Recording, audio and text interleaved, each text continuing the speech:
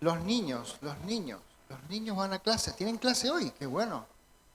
Señor, en nombre de Jesús te pedimos por nuestros pequeños, que los bendigas, que los guardes y que la porción que reciban hoy de tu palabra sea de gran provecho para su vida, su alma, Señor, pero también para llevar a su familia. Te pido que bendigas tanto a ellos como a sus profesores y que los guardes en el nombre de Jesús. Amén. Un aplauso para los niños.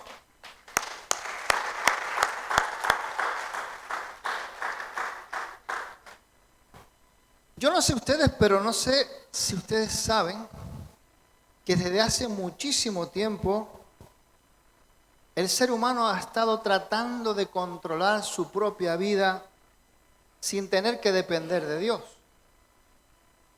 Siglos y siglos así. Y una de las formas en que intenta hacer todo esto, en la que muchos participan de esto, es a través de las supersticiones. Los que viven en medio de una superstición dicen, lo voy a leer literalmente, la superstición encuentra conexiones misteriosas entre eventos desconectados y nos ofrece la oportunidad de influir sobre nuestro propio destino. Tamaño atrevimiento decir eso, cuando toda alma está en las manos de Dios.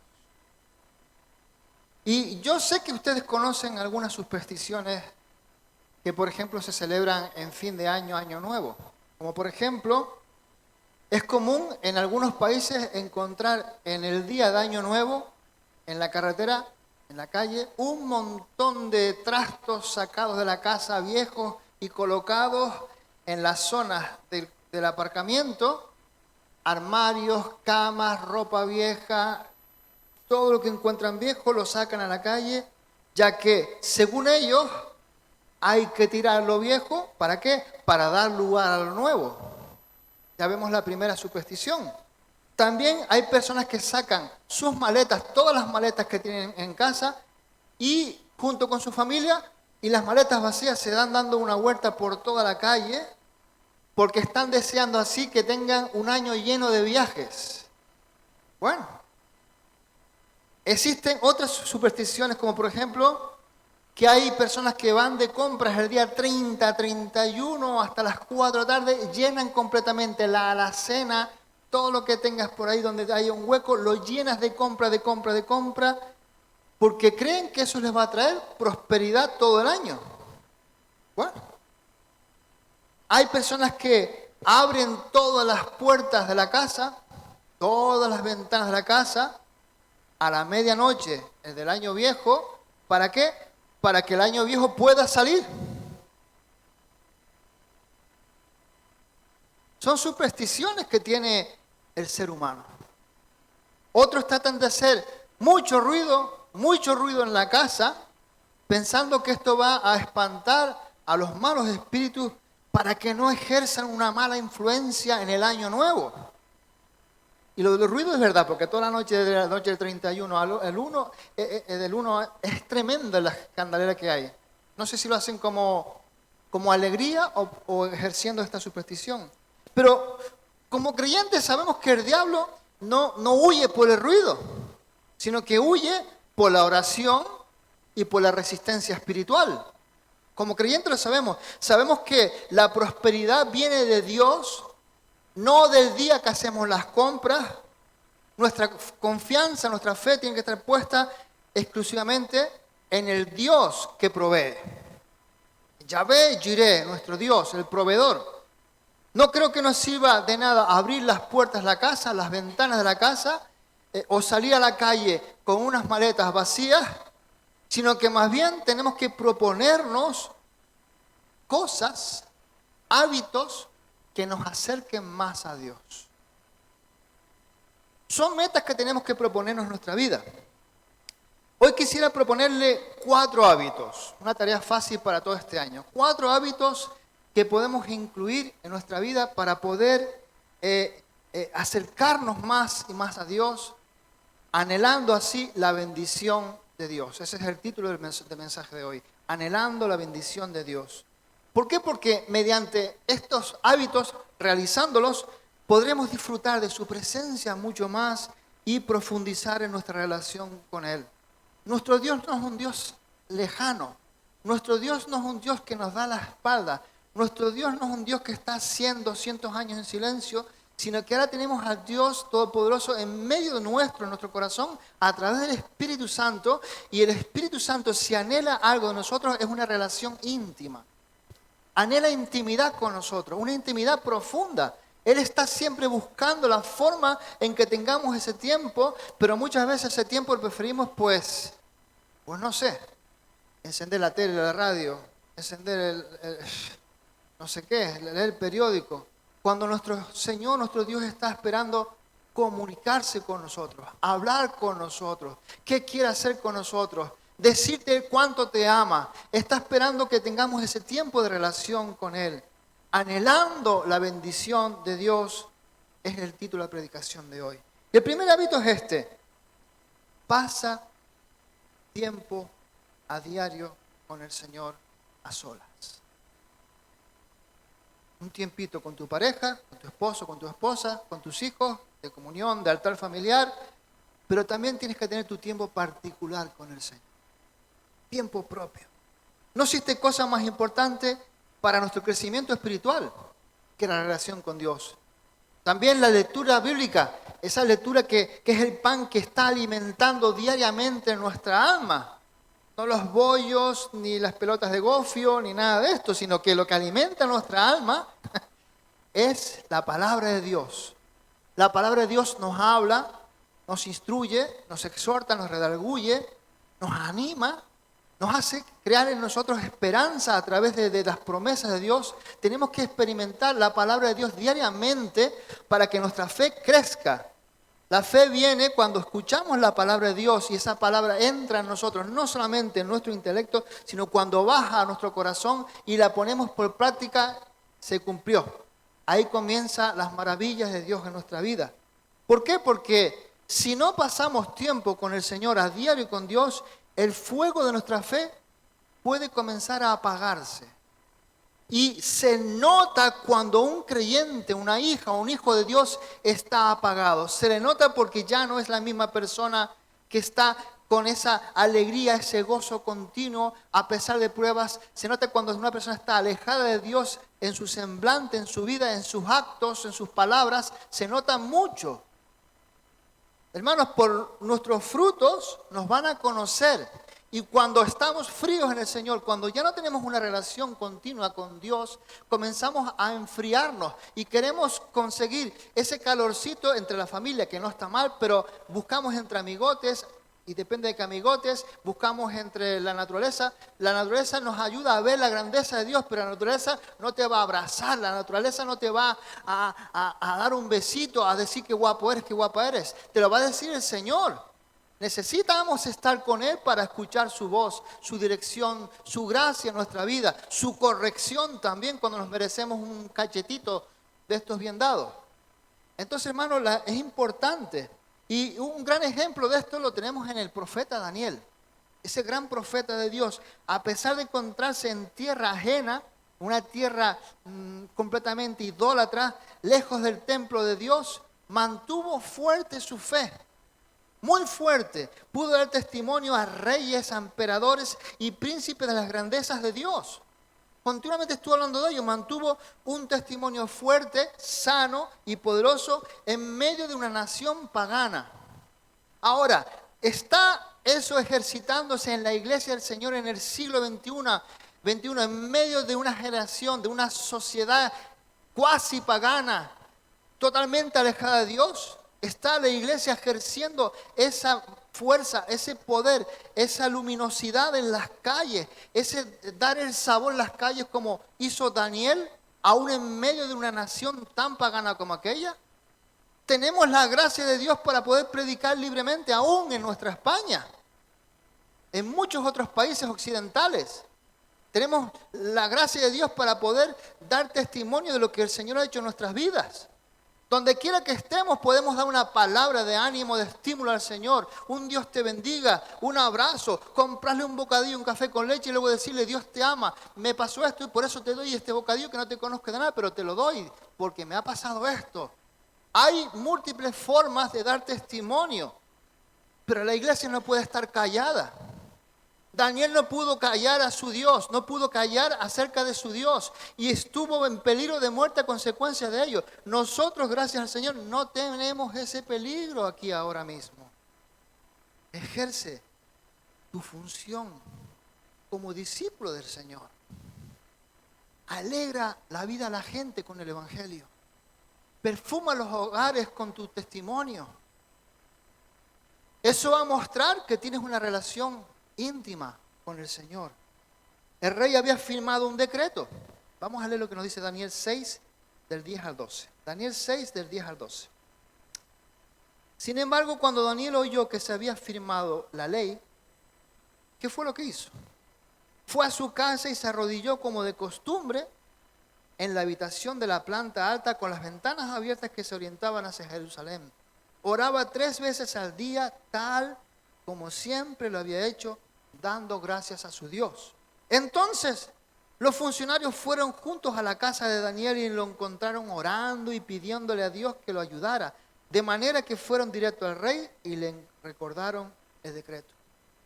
Recordamos que el rey había firmado un decreto de que solo el rey recibiría las oraciones del pueblo por 30 días. Y Daniel, sin embargo, no pudo dirigir las oraciones hacia un hombre semejante a él. Sabía que eso estaba en contra de la ley de Dios. Dios no permitía, sabemos que nuestro Dios es celoso y las oraciones tienen que ser dedicadas a Él, no a hombres, ni a estatuas, ni a estampitas, ni a santitos, ni a santitas. Nuestra oración tiene que ser dedicada a nuestro Dios, tal como lo dijo Daniel y en sus actos.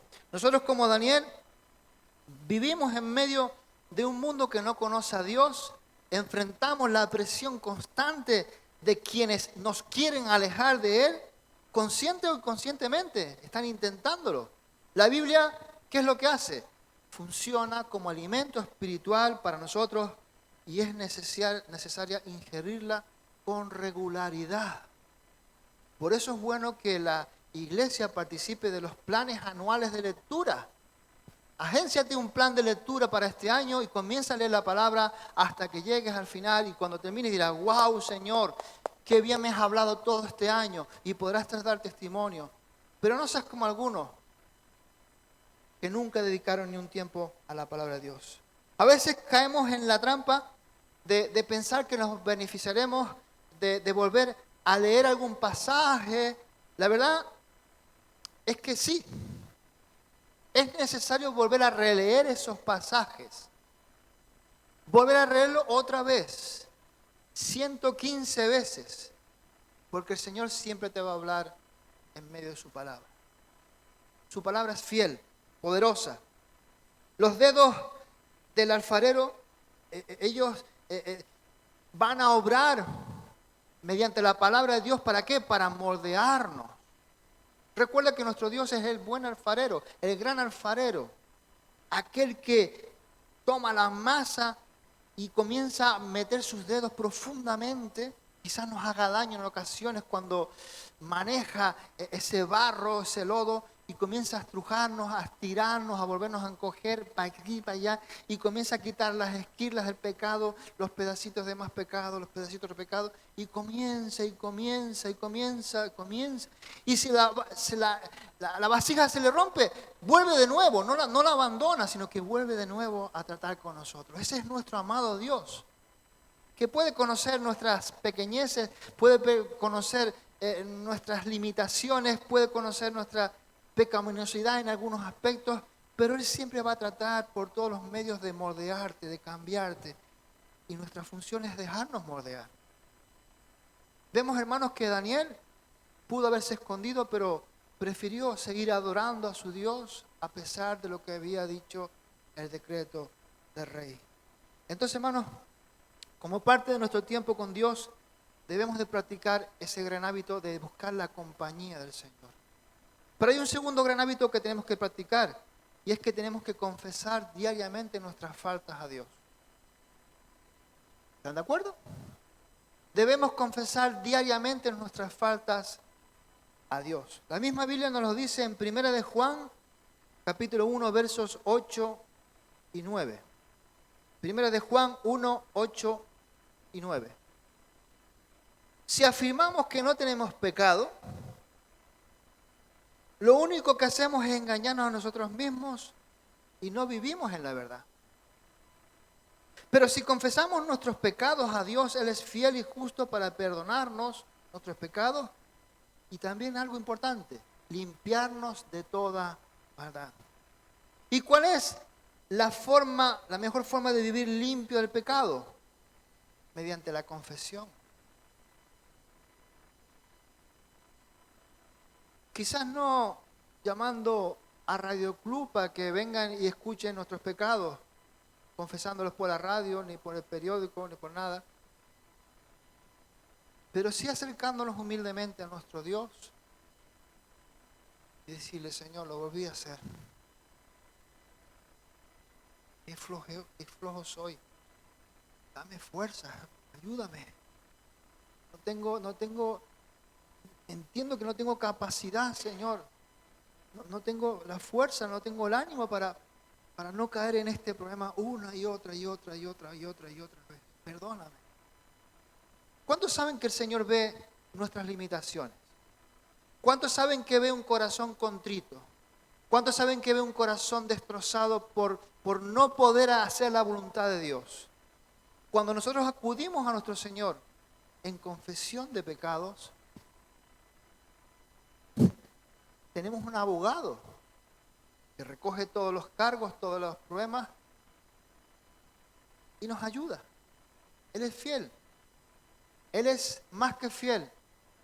Él sabe, entiende por dónde estamos pasando cada uno de nosotros y nunca nos abandona. Hermanos, Jesús les dijo a sus discípulos esto y en el momento cuando les dijo que no era necesario que lo bañaran, que lo lavaran, porque el que está limpio no necesita bañarse. Y Jesús estaba limpio completamente, sino solamente lavarse los pies. Solamente lavarse los pies. Escúchame, por medio de la palabra del Evangelio, conseguimos llegar a ser limpios, porque es como esa agua que nos limpia, que nos purifica. ¿Están de acuerdo? Nos va purificando.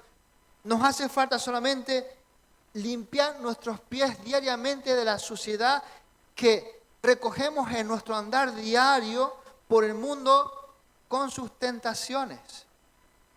Quizás estamos purificados por la palabra, pero simbólicamente al andar por el mundo hemos escuchado, hemos visto, hemos sido tentados, hemos sido sacudidos por el diablo en algún momento. Necesitamos confesar eso a Dios para estar libres constantemente. Porque si mantenemos eso, si guardamos eso, tenemos un peligro grande de en algún momento dado ceder. Entonces, si desde un principio confesamos al Señor, nos mantendremos en limpieza. Esto lo hacemos por medio de la confesión. El gran rey David lo escribió allí en el Salmo 32:3. Dice, mientras me negué a confesar mi pecado, ¿qué le pasaba en el cuerpo? Su cuerpo se consumía y gemía todo el día. Es decir, el pecado oculto, el pecado que no se confiesa, produce hasta enfermedades. Produce enfermedades no solamente físicas, sino también mentales. Produce depresiones, produce angustias, produce en la vida retrocesos espirituales. Y la voluntad de Dios es que la iglesia no sufra nada de eso. Pero el Señor nos ha dejado a alguien importante, al Espíritu Santo, que nos ayuda a discernir interiormente para sacar todas aquellas impurezas que hayamos adquirido en el camino cuando hemos andado por la vida. Quizás cosas que ni siquiera nos hemos dado cuenta están metidas en nosotros y están causando graves problemas a nuestro crecimiento espiritual y que tenemos que dejar para glorificar a Dios y para beneficio propio también. Ahora bien, con esto no me refiero solamente a hacer lo que hacen muchos, es decir, perdóname si he fallado. El resumen de los resúmenes. Perdóname si he fallado. Porque esto no está envolviendo ningún reconocimiento directo de que hemos pecado, ni identifica el pecado que hemos cometido. ¿Ustedes piensan que para el Señor no es importante que confesemos que miramos mal a un conductor que nos adelantó de una forma brusca? Ese sentimiento que quedó ahí, ¿será? Porque, y no llegas a decirlo, pero está ahí, ese sentimiento. No me digan que no, o soy yo solo el que ha pasado cuando está conduciendo y pasa algo raro y se nos cruza el coche delante y hacemos, o decimos aleluya, gloria a Dios. Un buen coche. No, se pone a hervir la sangre. Esas cosas tenemos que confesarlas porque son esas pequeñas zorritas que van entrando en nuestra vida y que van hollando nuestra finquita que el Señor tiene plantada. Entonces, hermanos, la palabra griega que se traduce como confesar significa literalmente decir lo mismo, no cambiarlo, no resumirlo, sino decir lo mismo. Es decir, cuando confesamos nuestros pecados a Dios, lo vemos de la misma manera en que Él lo ve, porque Él no es tonto, Él sabe cómo fue la cosa, Él sí sabe. A veces nosotros edulcoramos, endulzamos, le ponemos un poquito de leche condensada espiritual, pero no, el Señor sí sabe la forma como ocurrió la situación en la que caímos y pecamos.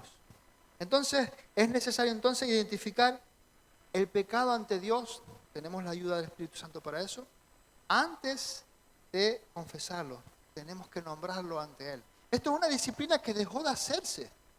Antiguamente los cristianos del primer siglo se encerraban, según los historiadores, y se ponían a gritar en sus casas personalmente por lo que habían hecho. Señor, ¿por qué le quité un pescadito más a Manuel, Señor? Y que Dios mío. Y lo gritaban con un dolor tremendo. Yo he leído testimonios de personas de esos siglos pasados que sufrían con gritos por haber fracasado ante el Señor, por haber fracasado ante su hermano, por haber dejado de hacer algo, por haber dejado de decir algo, sufriendo y gritando en su cuerpo por el pecado. El pecado lo estaba corrompiendo, destrozando. Hoy en día ya se usan los días de oración, si hay alguna vigilia, pero tenemos que utilizarlo como un hábito también. No solamente la comunión con Dios diariamente, sino mantener la confesión, mantenernos limpitos cada día. Limpito, limpito, limpito, limpito. Y eso lo da el Señor, el Espíritu Santo en nuestras vidas. Debemos decir, por ejemplo, Señor, que confiese que hoy me enfadé con mi esposa. Fui bastante brusco con ella. Es decir, sé específico, hermano y hermana. Y ya escucharé yo testimonios de ti cuando tú comienzas a ejercer ese hábito de ser específico confesando tus pecados al Señor. Además de esto, si hemos herido a otra persona, la palabra nos insta, nos ayuda, nos impulsa a pedirle perdón también a la otra persona. ¿Saben? Porque si tú has pecado contra un hermano o hermana, contra tu tío, tu tía, tu padre, tu abuelo, contra tu jefe, contra tu compañero, y no lo has confesado, llevas como carga a esa persona por donde quiera que vas. Es una atadura tremenda. Y el Señor nos dice que tenemos que soltar todo eso en la confesión. Confesarlo. En cierta ocasión un rey estaba visitando una de las prisiones de su reino y él estaba entrevistando, como hacía anualmente, a los prisioneros. Y casualmente, uno a uno estaba insistiendo en que era inocente. Todos eran inocentes, todos. Bueno, pasó por otra zona y el rey le preguntó a uno, oye, ¿por qué estás aquí? Y el nombró su delito, porque robé. Y el rey le preguntó, ¿eres culpable de eso? El hombre bajando la cabeza, sí, majestad, soy responsable de haber robado. Al instante el rey mandó al carcelero a que le quitara los cepos, los grillos, le quitara todas las cadenas y que le vistiera, le pusiera un traje, le diera de comer y que lo sacaran a la calle.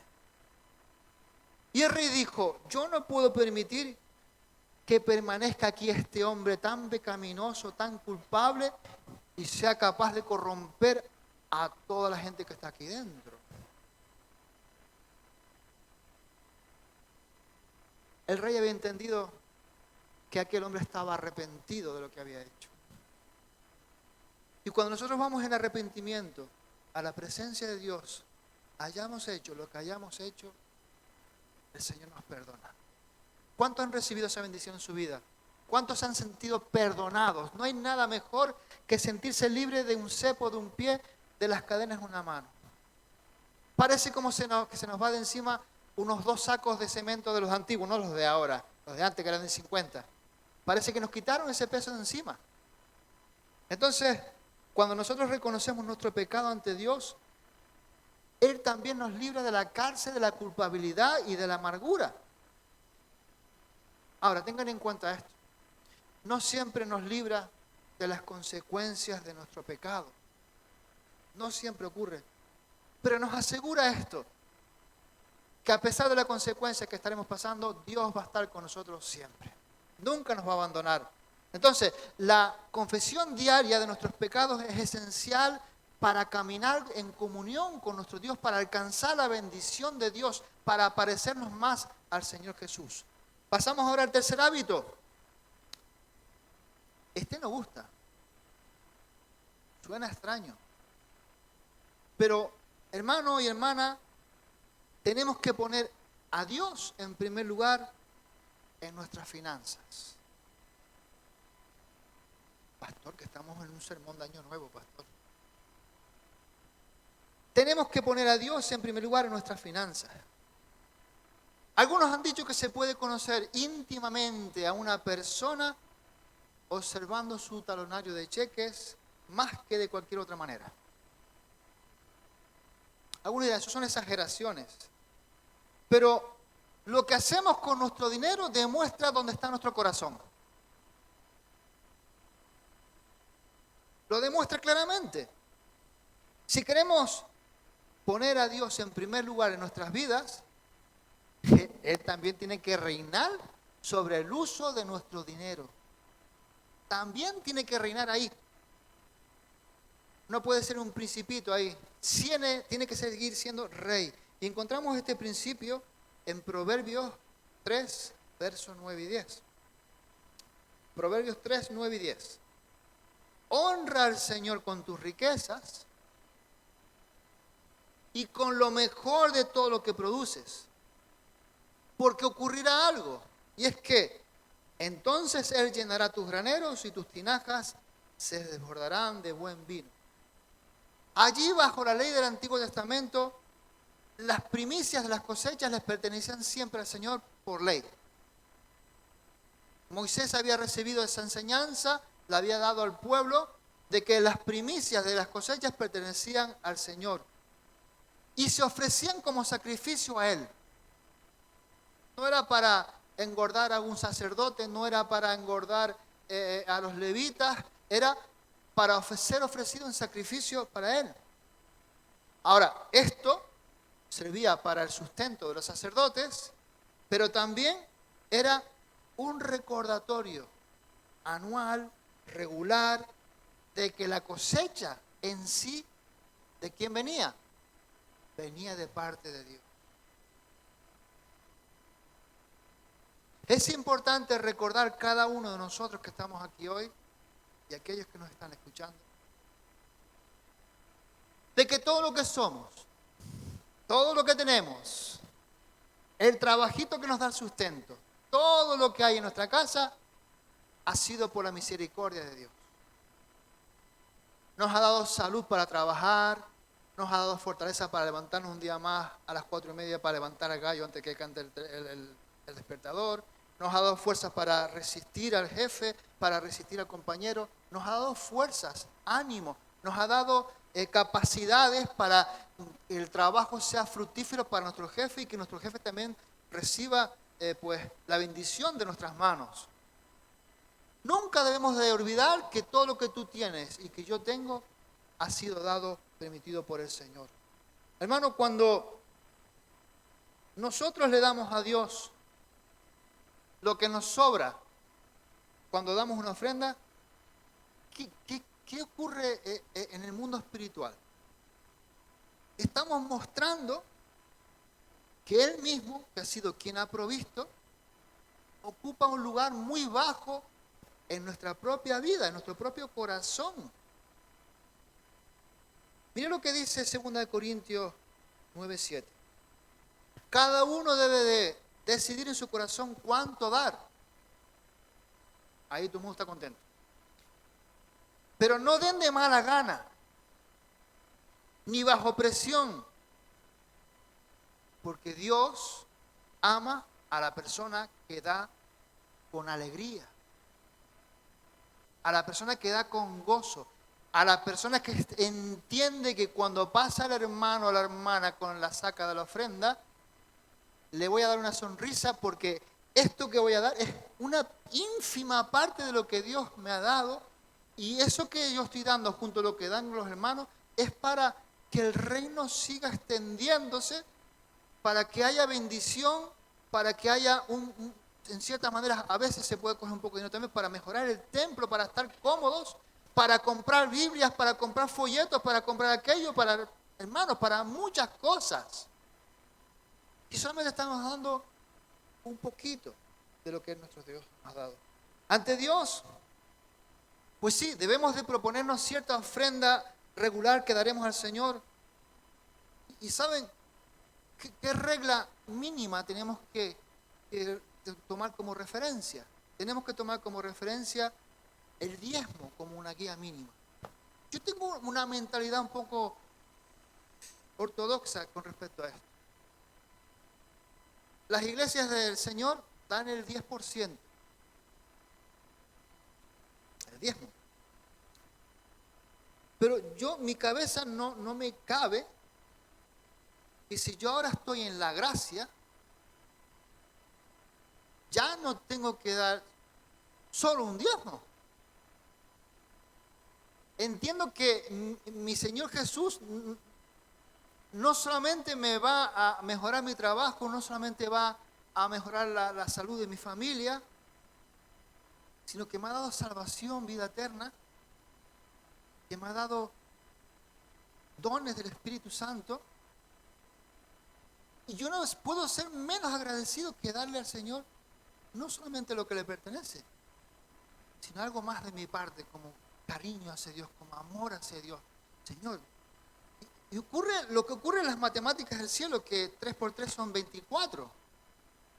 Que cuando tú eres fiel con eso, hermano, comienzas a dar testimonios de la gracia de Dios. El Señor me ha provisto, el Señor me ha dado esto. Cuando yo no tenía, el Señor apareció con esto, lo otro.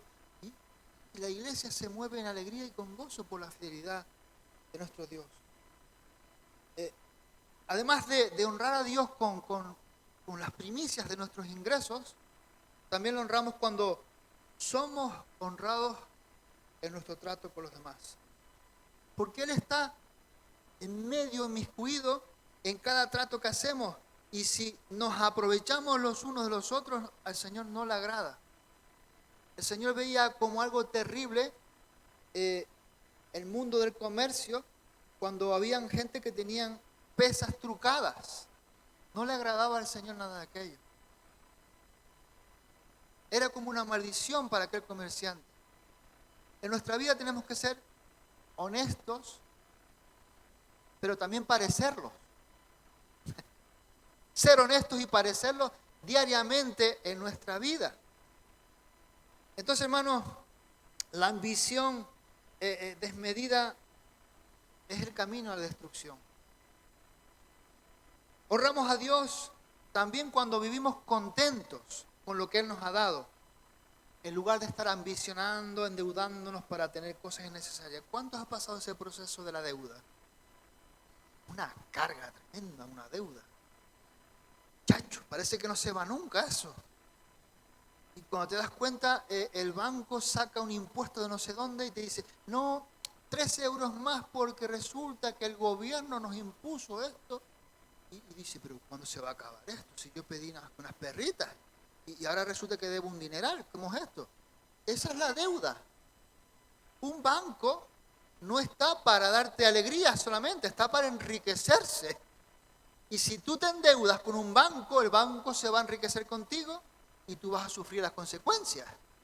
Entonces tenemos que ser sabios, utilizar esto que nos dio el Señor aquí dentro, el cerebro, para no endeudarnos más de lo que debamos.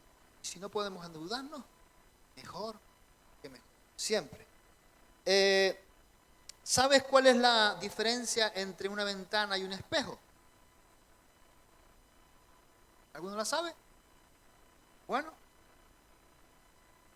esto va a colación del tema de ser ambicioso. Si dejas y muestras un espejo, ves que se refleja tu imagen o todo lo que está al lado. Pero si ves una ventana con un cristal, ves lo que está detrás, ¿verdad que sí? Solamente la diferencia está en que hay como una especie de capa muy fina, antiguamente se hacen así, de plata. Se colocaba en el cristal, entonces producía eso, que se podía reflejar la imagen. Entonces, hermano, si dejamos que la plata del espejo llene nuestra vista, ocurre algo. Y es que no podemos ver el glorioso mundo que Dios ha creado. No podremos ver a los demás. Solamente nos veremos a nosotros mismos. Eso es lo que produce un espejo en comparación con una ventana. La ventana deja ver todo lo que hay. Podemos ver la gloria de Dios, podemos ver la majestad de Dios, podemos ver la gracia de Dios en los hermanos y en las hermanas. Pero cuando solamente vemos y ambicionamos el espejo, ¿a quién verás enfrente del espejo? A ti mismo, con más canas, más gordo, más alto, más bajo, con menos dientes, con más dientes, con más perras, con menos perras, pero solamente verás eso. Y Dios te ha destinado a algo mucho mayor que verte a ti mismo. Es a verle a Él. Es a verle a Él continuamente en tu vida. Hay un último hábito para acercarnos a la bendición del Señor. Y es el hecho de ganar un alma para Él. Porque al igual que el agua estancada, nuestra fe no se mantiene fresca si no la compartimos. Yo tuve la bendición de visitar Israel y ver los nacientes del Jordán, agua pura, cristalina, preciosa, correr. Inundaba muchos lugares del norte de la Galilea y aquello era prácticamente un vergel. Había infinidad de frutos, infinidad de vegetales, muchísimas cosas, árboles rarísimos. Había una vegetación inmensa, porque el agua corría por todo lugar. Cuando va avanzando el agua, te vas acercando a Jerusalén, hay agua abundante todavía. Pero cuando llegas a la zona sur, llamada el Mar Muerto, te quedas asombrado de las imágenes que ves. Es un inmenso desierto a 400 metros del nivel del mar, abajo, 400 metros hacia abajo, un valle inmenso, súper caliente, ves nada más que brumas en el suelo, y es impactante, es bonito. Pero cuando llegas al mar, ya no es tan bonito. Porque el agua se está ya podrida de tanto recibir agua y no salir por otro lado. Se pudre el agua. El agua adquiere una densidad tan grande que no hay vida allí dentro. No hay nada que valga. Si se te ocurre meterte en ese mar muerto con unas rayitas de corte recién afeitado, gritas del dolor. no hay sino, entre comillas, angustias en ese mar muerto, a pesar de ser bonito. Pero en el norte, en el naciente, hay aguas cristalinas. ¿Saben, hermanos? Nosotros no podemos recibir semanalmente sermones y sermones y sermones y sermones y engordar con los sermones, quedarnos saturados de sermones de aquel, del otro, de la otra y quedarnos así. No. Todos esos sermones tienen un fundamento, una razón. Tu crecimiento personal, pero también tiene una razón, es que tú vayas a la calle y presentes a Jesús en todos los barrios que nos rodean. No podemos dejar paralizar nuestra fe para nosotros. Tenemos que salir afuera. No podemos ser un mar muerto, tenemos que ser un río vivo, de aguas vivas, que fluyan y que transformen nuestras islas Canarias, que transformen nuestros barrios, que podamos ver a la laguna, hermanos, ya dejando de ver tanta santurronería por todos lados y podamos ver y escuchar la gloria a Dios, al Dios vivo. Pero para eso la iglesia tiene que estar activa, dejando fluir el río del Espíritu en su interior. Dice la palabra que de nuestro interior correrán ríos de agua viva, fluirán. Pero eso ocurre cuando somos dinámicos y permitimos que lo que ha sido dado también lo demos a otros. Hermano, antes de irse Jesús al cielo, Jesús ordenó a los discípulos lo siguiente allí en Mateo 28, 19. Vayan y hagan discípulos a todas las naciones. Y esa es nuestra tarea hasta que Él regrese. ¿Hay otras cosas importantes en la vida? Claro que sí, pero el privilegio de compartir las buenas nuevas de Jesús tiene que ser una prioridad para nosotros, no una carga, no un pensamiento de que ya hay un liderazgo que lo va a hacer. Ya Micas y otros tienen ahí un grupito que salen de vez en cuando. Es una tarea de cada uno de los que componen la iglesia del Señor. No hay, ni desde el pastor hasta el último, tenemos que evangelizar. Hermano, con amor, con palabras, con actos. A veces sin palabras, sino con hechos. Tenemos que evangelizar, tenemos que ganar almas para glorificar al Señor. Yo quiero ver a mi familia aquí arrodillada ante los pies del Señor. ¿Cuántos quieren ver eso? No podemos hacer otra cosa sino que predicar. No ha cambiado el sistema. ¿Cómo llegaste tú a los pies del Señor? Cuando alguien te habló, cuando alguien me habló, venimos a los pies del Señor. Eso sigue funcionando igual. Hay internet, bueno, hay que tener cuidado también de los charlatanes que hay por ahí de vez en cuando. Tenemos que tener cuidado con eso. Tenemos que, hermanos, utilizar lo que Dios nos ha dado, que es el Evangelio. Tenemos que ponernos a orar por nuestras familias, por nuestros amigos, que aún no conocen la salvación. Tenemos que pedirle a Dios que nos dé la oportunidad de compartir la fe con ellos, sin tener temor. Porque si hay algo que ha ocurrido en tu vida cuando recibiste al Señor Jesús, es que vino el Espíritu Santo a tu vida. Y el Espíritu Santo viene a tu vida ¿para qué? Para darte poder. Para que no tengas esa vergüenza, ese temor de decir a una persona, yo tengo una solución. Mira, el Señor, yo pasé por esta situación y quiero que la escuches porque me dieron la solución. Y puedas presentar al Señor Jesús a esa persona. No hace falta que utilices las palabrerías evangélicas, no. Utiliza tu testimonio en forma cordial hablando con la gente. No hace falta que utilices la jerga evangélica, no. Utiliza tus palabras. El Señor me ayudó, me cambió, me transformó. Yo pasé por las drogas. Mi vida era un desastre, no traía sino problemas a mi familia, a mí mismo. Me divorcié, me destrozaron todo. Pero alguien me habló de Jesús. Escuché un poco y vi que era mi solución, le recibí como Señor y Salvador y ahora mira cómo estoy, me reconcilié con mi familia, tengo a mis hijos conmigo otra vez, todo ha cambiado, tengo un buen trabajo, mi jefe me reconoce como un buen trabajador, todo eso ha sido consecuencia de que Jesús me salvó. ¿Quieres tú lo mismo? Es la forma más sencilla de presentar el Evangelio a la gente. Nada hablando del Apocalipsis, el caballo y la dentadura del caballo y de la gran ramera. ¿Qué? Habla el Evangelio. ¿Qué fue lo que tú recibiste que yo recibí? El Evangelio es poder de Dios. Y no debemos de avergonzarnos de él. Amén. Entonces, hermano, ¿cómo será este año 2023?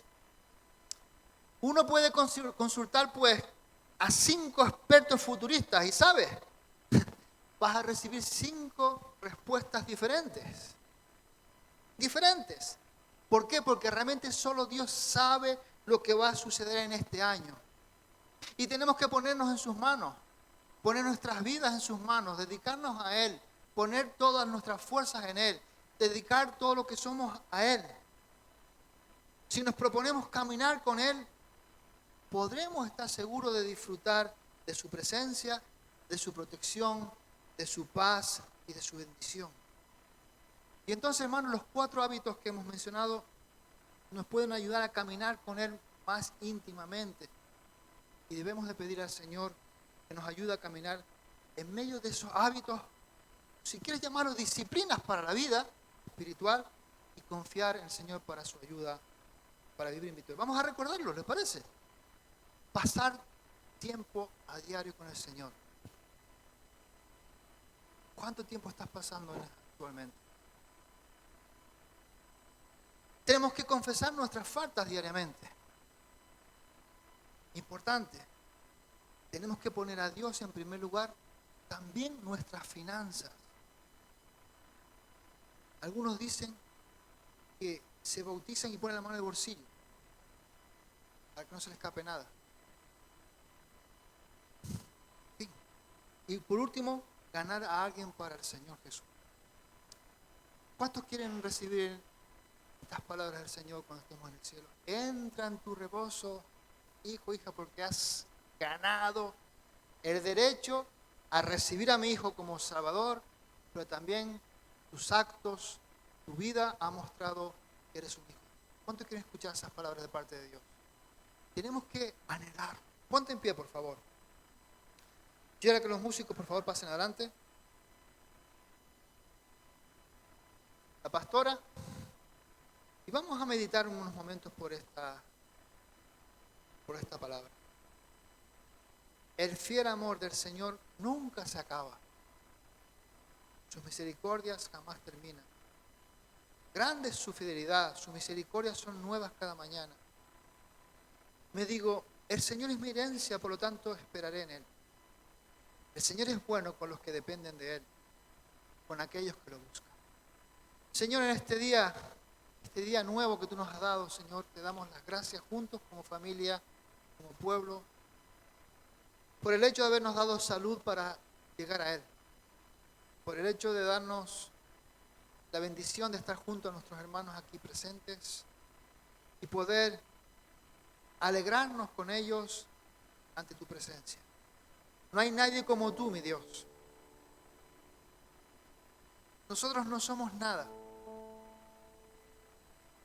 pero tú nos has levantado en las alturas y nos has hecho más que victoriosos a través de Jesús.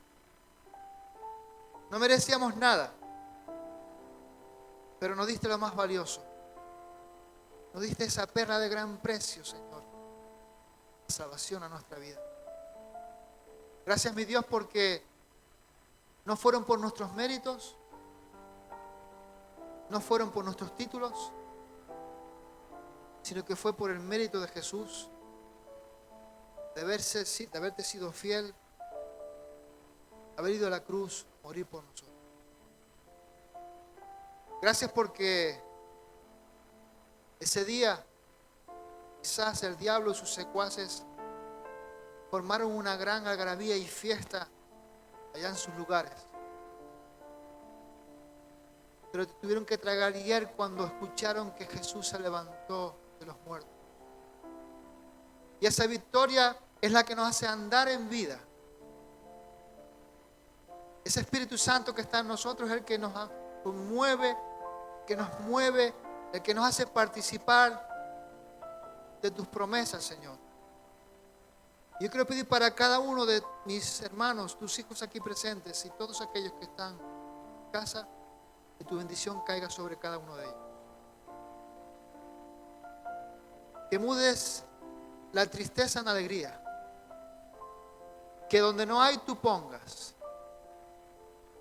Que donde hay enfermedad, haya salud. Y que tu Espíritu Santo comience a llenar de nuevo, Señor, a cada uno de nosotros, porque lo que tú hiciste ayer ya no vale para hoy. Hoy tú nos vas a ayudar a andar en novedad de vida cada día de nuestra vida. Porque tú eres el gran yo soy, el todopoderoso, y no hay nadie como tú. Bendícenos, Señor, y guárdanos. Y ayúdanos a serte fieles. Ayúdanos a tener expectativas, Dios mío, poderosas, y a recordar esas promesas que están sobre nuestras vidas, esas promesas que están sobre tu iglesia en todo el mundo. Y ayúdanos a recordar que vendrán tiempos de poder, de victoria, aún a pesar de los rumores de guerra, de peste, de enfermedad, donde se recogerá una gran cosecha y tu nombre será glorificado. Gracias por todo, Padre, en el nombre de Jesús.